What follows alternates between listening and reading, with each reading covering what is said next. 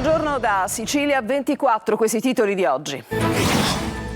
Orrore in famiglia a Palermo, 5 bambine salvate dopo anni di violenze tra le mura di casa. Arrestati i genitori, gli investigatori contestano almeno 74 episodi di maltrattamento, botte e umiliazioni. La denuncia di una madre dà il via all'inchiesta che porta 11 misure cautelari per spaccio tra Agrigento, Canicattì, Aragona e Santa Elisabetta, centinaia gli episodi documentati dagli investigatori. Il caldo si impenna in Sicilia, ai disagi si aggiungono i distacchi di energia elettrica. A Catania molti quartieri a macchia di leopardo senza luce per alcune ore. Intanto l'isola è in piena emergenza incendi, distrutti terreni e minacciate abitazioni. Dopo la rivolta di ieri nel carcere di Piazza Lanza a Catania resta alta la tensione, feriti alcuni agenti della polizia penitenziaria e riflettori puntati sulle criticità della struttura tra sovraffollamento e carenza di personale. Giovani che lasciano la Sicilia, una emorragia che continua, 56.000 partenze negli ultimi 10 anni. La CIS lancia da Catania un patto generazionale per creare nuove opportunità e fermare la fuga dei talenti. A Bellolampo nasce il primo impianto siciliano per produrre biometano dal gas della discarica. Entro il 2027 la fonte rinnovabile arriverà nella rete di Palermo.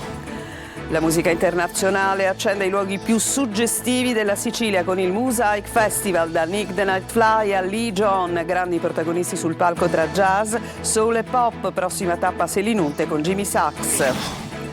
Calcio, tante trattative, ma il mercato del Catania resta ancora bloccato mentre si definiscono alcune cessioni e l'arrivo di Pagliai. Sfumano obiettivi importanti e Longo attende rinforzi prima della partenza per Norcia.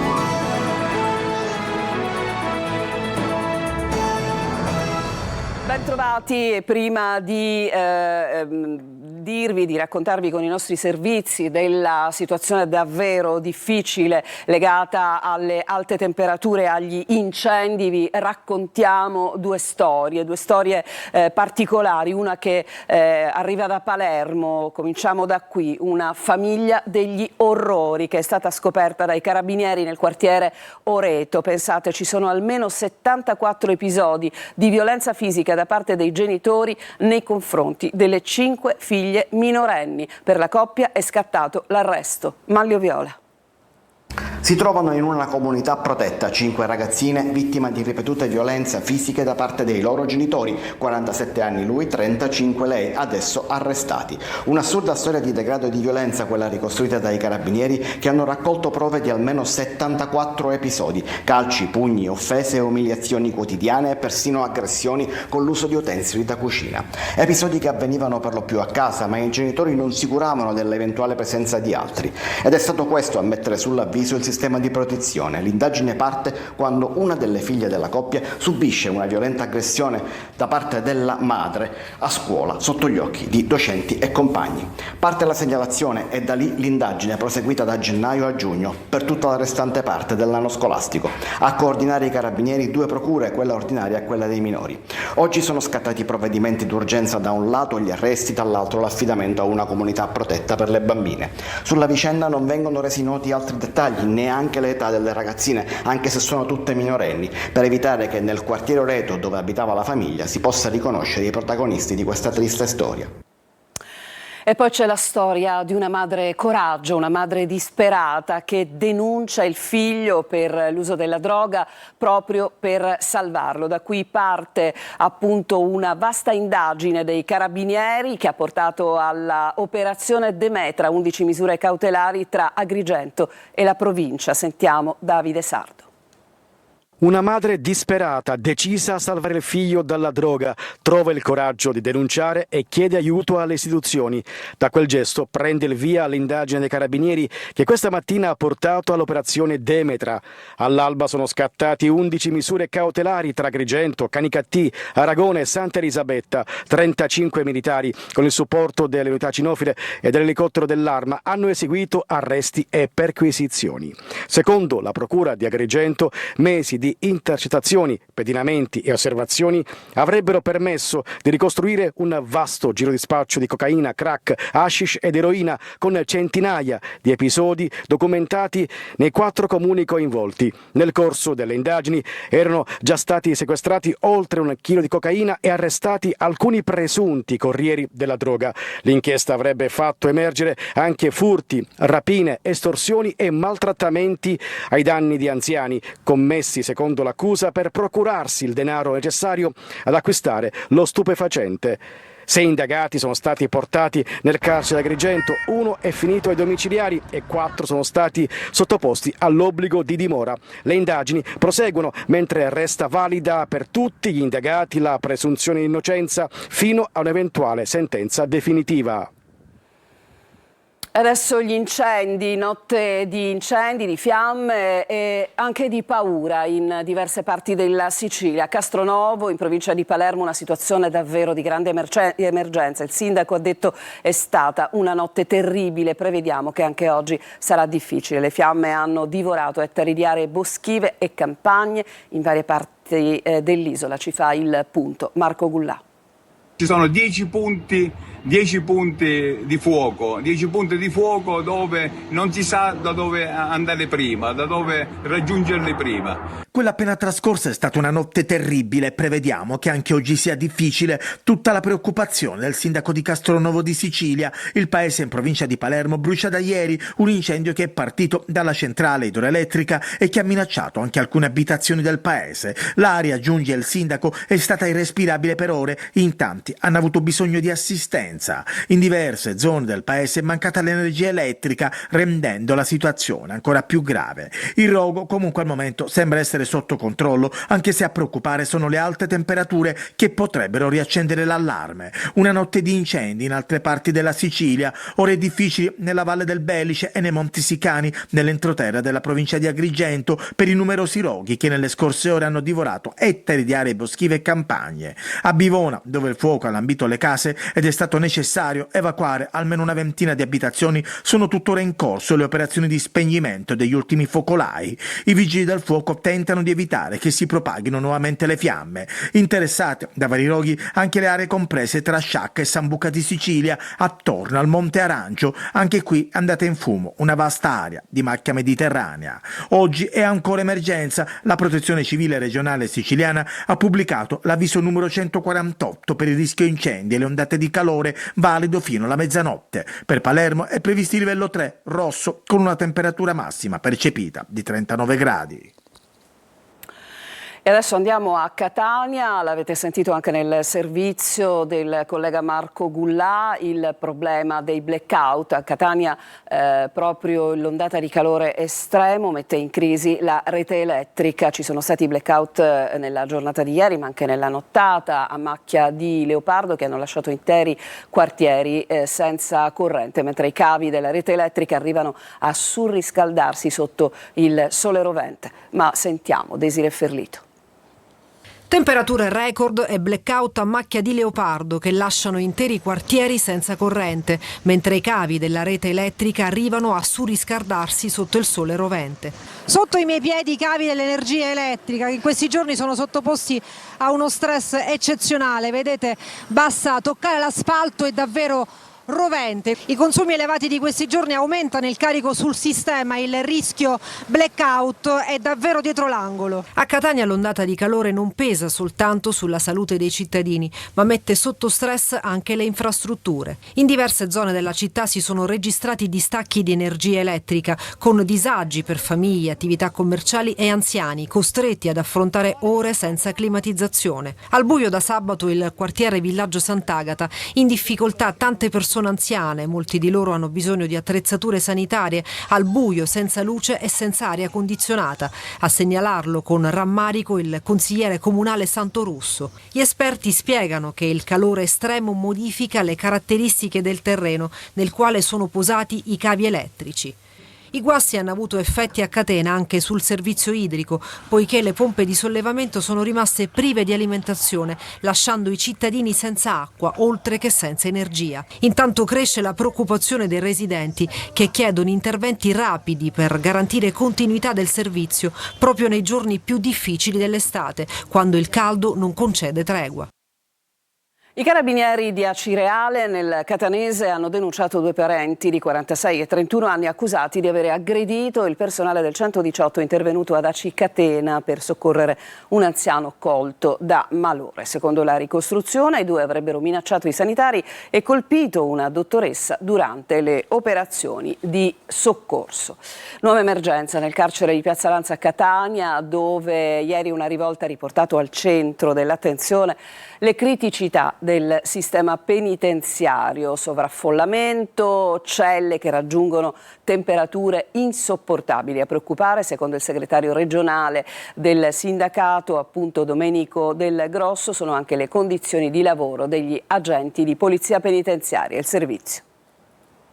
Temperature torride, sovraffollamento e condizioni sempre più difficili. Ancora alta tensione nel carcere di Piazza Lanza a Catania, dove nelle ultime ore è scoppiata una violenta rivolta, rientrata dopo una lunga e travagliata mediazione, nel corso della quale detenuti di 2 ale della casa circondariale si sono scontrati tra loro, provocando il ferimento di alcuni agenti della polizia penitenziaria, per i quali è stato necessario il trasporto in ospedale. Un episodio che riaccende i riflettori sulle criticità del sistema penitenziario siciliano. La sommossa di ieri nel carcere di Catania è figlia della disattenzione dell'amministrazione penitenziaria e della politica nei confronti delle carceri. Quelle siciliane sono sicuramente tra le peggiori d'Italia, caratterizzate da 50 gradi con detenuti appollaiati uno sull'altro. Questo sicuramente è un elemento scatenante di tutto quello che è successo e di tutto quello che potrà succedere. A preoccupare, secondo il segretario regionale Domenico Del Grosso, sono anche le condizioni di lavoro degli agenti di polizia penitenziaria,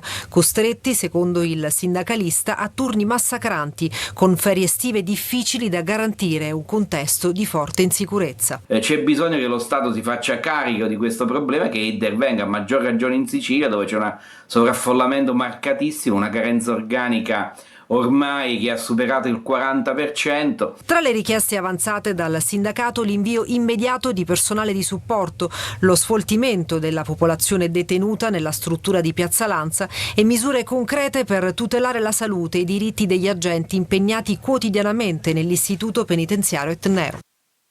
Un giovane agli arresti domiciliari a Mister Bianco nel Catanese si è presentato in caserma dei Carabinieri a Catania dopo essersi allontanato da casa dicendo di non volere più vivere con la madre. Denunciato per evasione, è stato nuovamente sottoposto ai domiciliari. E adesso a Palermo, che ricorda Boris Giuliano, il capo della squadra mobile ucciso dalla mafia il 21 luglio 1979 nel 47° anniversario dell'agguato, deposte corone d'alloro nel luogo dell'omicidio alla presenza dei familiari e delle autorità. La questura ha ricordato l'impegno di Giuliano contro Cosa Nostra e il suo esempio di rigore e coraggio. Per il sindaco Lagalla, Giuliano resta un punto di riferimento per Palermo e per l'intero paese. Ci spostiamo a Catania, prima giornata oggi di ostensione straordinaria del busto di Sant'Agata dopo il restauro affidato alle maestranze dei Musei Vaticani nel 9° centenario della traslazione delle reliquie da Costantinopoli. Adelaide Barbagallo. A Catania porte aperte in cattedrale per una storica ed eccezionale ostensione. Fedeli e turisti in fila per una breve preghiera e ammirare il busto reliquiario di Sant'Agata dopo il delicato restauro voluto dall'arcivescovo Luigi Renna in occasione del 9° centenario della traslazione delle reliquie da Costantinopoli e affidato alle maestranze dei Musei Vaticani. Però sto venendo perché voglio vedere come adesso, l'ho vista ieri sera alla televisione, però adesso voglio vedere dal vivo come... Siamo qui. Sfidiamo anche caldo. L'attesa finisce davanti all'altare ed eccolo il prezioso busto reliquiario così come lo aveva concepito l'orafo senese Giovanni Di Bartolo. Il volto di Agata brilla di una luce nuova così come gli ori e i gioielli ex voto, segno di una devozione che attraversa i secoli. Anche il velo è stato restaurato. Il busto reliquiario prima e adesso dopo il restauro. Che impressione le ha fatto? Un po' emozionante. La vedo commossa. Sì. È una cosa meravigliosa, indescrivibile per chi ha fede. Io vengo da Pescara, è stata una grande emozione, devo dire. Grande l'emozione dell'arcivescovo Renna nel rimuovere dalla calotta il sacro cranio che verrà riposizionato in agosto. Mi sono reso conto di trovarmi davanti a qualcosa che ci è stato consegnato non come un qualunque dono, ma come un dono di fede. Gli interventi di restauro hanno regalato emozioni inaspettate anche alle restauratrici. Quando eravamo soprattutto sole, no? Noi restauratrici con il busto, e sembrava che pian piano sorridesse, no? Sempre un po' di più. È stato, mi vengono ancora un po' l'emozione perché abbiamo sentito una bellissima connessione. Da Catania la CISL lancia un patto generazionale per consentire ai giovani la scelta di restare in Sicilia, mentre un capitale umano enorme continua a lasciare l'isola. Lorena Dolci. Anche un solo giovane o una ragazza o un ragazzo che va via, per noi è una perdita di capitale umano, è una perdita di esperienza, di competenze. Sono 56.000 i giovani andati via dalla Sicilia negli ultimi 10 anni. 1 su 4 lascia la regione per studiare altrove. L'isola è la prima regione per studenti fuori sede. Ovvio che chi si laurea al nord o all'estero tende a restare dove si è formato e dove trova condizioni più gratificanti. I giovani vanno via perché trovano altrove, in altre parti d'Europa e perché no anche d'Italia, opportunità di lavoro solide, opportunità di una visione nel tempo sulla stabilità lavorativa migliore, ma poi vorrebbero ritornare. In Sicilia cresce l'occupazione, dicono i dati, ma non quella che passa da carriere e retribuzioni adeguate. Il lavoro c'è, ribadisce la presidente di Confindustria Catania. Educhiamo dei giovani che poi vanno a portare la loro conoscenza altrove e non tornano. Ed è un costo che paghiamo tutti. E ci troviamo poi a cercare delle persone che non sappiamo dove andare a trovare. Noi come azienda, come gruppo siamo fuori di 40 persone. È tanto. Mentre si moltiplicano i movimenti per la restanza, la CISL lancia a Catania un patto generazionale per unire le forze guardando al futuro dei giovani. E unire le forze significa affrontare anche il dopo PNRR, ma dobbiamo poter anche evitare di zavorrare il futuro dei giovani, perché una parte di quelle risorse vanno restituite. Abbiamo parlato nel nostro telegiornale delle alte temperature, ma le temperature sono caldissime anche nei corridoi della politica siciliana. Sentiamo Manlio Viola. Si è dimesso dalla carica di deputato regionale Riccardo Gallo Afflitto, l'esponente di Forza Italia ai domiciliari nell'ambito dell'indagine sul Cefpas di Caltanissetta. Ha deciso di non aspettare la sospensione che sarebbe arrivata per effetto della legge Severino e ha liberato lo scranno a Sala d'Ercole, ma dietro di sé lascia un forte dubbio su chi dovrà succedergli per l'ultimo anno di legislatura. È uno dei temi con cui dovrà confrontarsi l'Assemblea regionale siciliana da oggi. A Gallo Afflitto dovrebbe succedere Luigi Salvaggio, ma la cosa non è affatto scontata. Gallo Afflitto infatti è stato eletto nel listino legato a Schifani, quell'elenco di deputati che salgono come premio di maggioranza. Servirà un approfondimento giuridico per capire se far scorrere proprio il listino o la lista provinciale nella quale era anche candidato. Intanto l'ARS da oggi è a 69 deputati, non più a 70, e proprio oggi pomeriggio in aula il presidente Schifani terrà la sua relazione sullo stato di attuazione del programma prevista dalla normativa. Opposizioni già all'attacco, PD e 5 Stelle gli chiedono di non raccontare una Sicilia di successi che non esiste, ma di affrontare i veri nodi come sanità, crisi idrica e questione morale alla luce proprio di scandali, arresti e dimissioni. Nel frattempo il tavolo progressista è tornato a riunirsi stavolta a Gela e c'erano tutti gli esponenti di partito. Si tenta di costruire un programma partendo dai territori in vista delle elezioni del prossimo anno. Il prossimo incontro il 3 agosto a Catania. Adesso ci fermiamo, c'è una pausa e torniamo tra poco.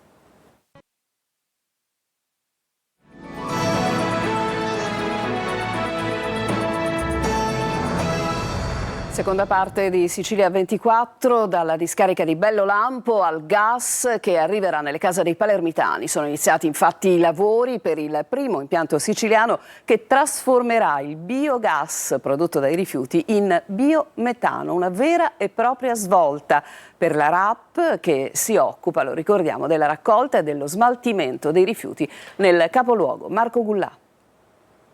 Sono partiti a Bellolampo i lavori per la realizzazione del primo impianto in Sicilia che produrrà biometano dal biogas di discarica. Il progetto prevede la conversione dell'attuale impianto di produzione di energia elettrica e consentirà, entro giugno 2027, di immettere il gas rinnovabile direttamente nella rete cittadina di Palermo. Ogni anno saranno prodotti oltre 4 milioni di metri cubi di biometano, sufficienti a coprire il fabbisogno di circa 10.500 famiglie. Bellolampo, in generale tutta Palermo, deve diventare via via pian piano migliore. Questa di Bellolampo è un tema importantissimo perché deve diventare da piattaforma di semplice di rifiuti a piattaforma industriale dove si producono materie prime. L'intervento permetterà inoltre di evitare il consumo di gas fossile e di ridurre le emissioni di anidride carbonica di circa 8.000 tonnellate l'anno, senza ulteriore consumo di suolo. Per l'ambiente significa che una discarica produce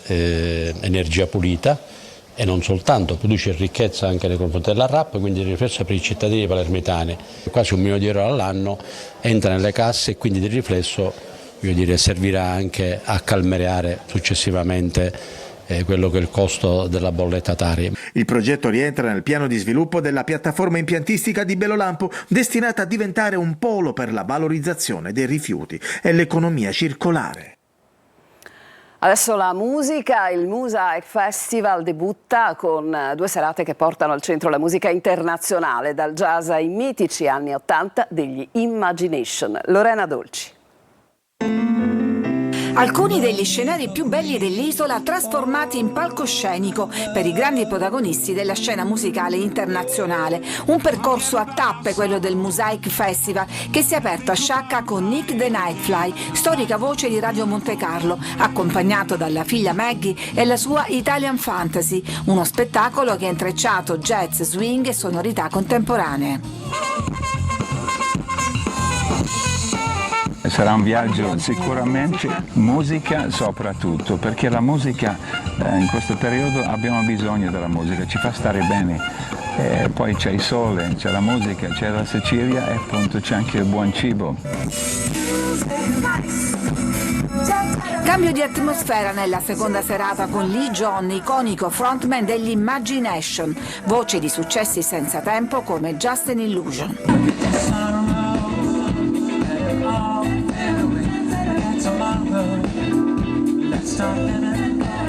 Con oltre 30 milioni di dischi venduti e un nuovo progetto realizzato insieme a Mario Biondi, Lee John continua ad essere uno dei grandi ambasciatori della musica soul, funk e pop. Prossimo appuntamento nel Parco Archeologico di Selinunte con il concerto di Jimmy Sachs, tra i sassofonisti più apprezzati della scena internazionale.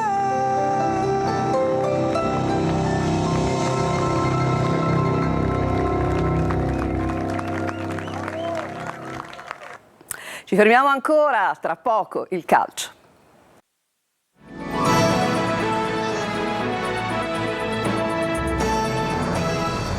Siamo al calcio, ci occupiamo subito del Catania, c'è grande attesa per le eventuali novità che potranno giungere dal mercato, in particolare prima della partenza di giorno 27 per il ritiro di Norcia. Sentiamo Sergio Colosi.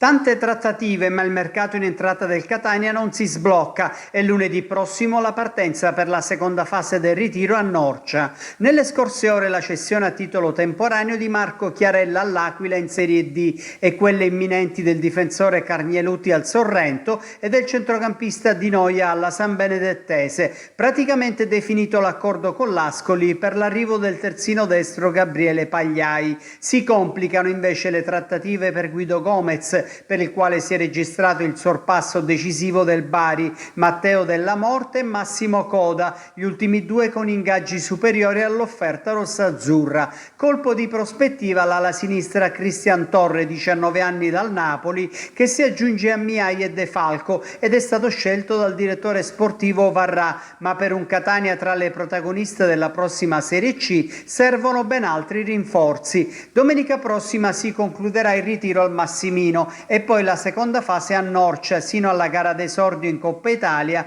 l'8 agosto a Vicenza. L'obiettivo dello staff tecnico è lavorare con un Catania non distante da quello che dovrà affrontare il campionato, ma il rischio del contrario è abbastanza concreto. Anche per questo motivo Longo studia in campo nuove soluzioni, come nella partitella di sabato scorso l'impiego di Gimenez nel centrocampo a 3.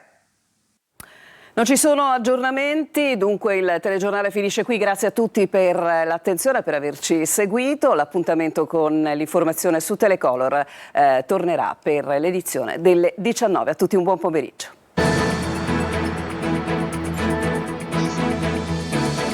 Entra nel mondo dell'informazione con l'app Sicilia Web. Resta sempre aggiornato con le news e le live in diretta.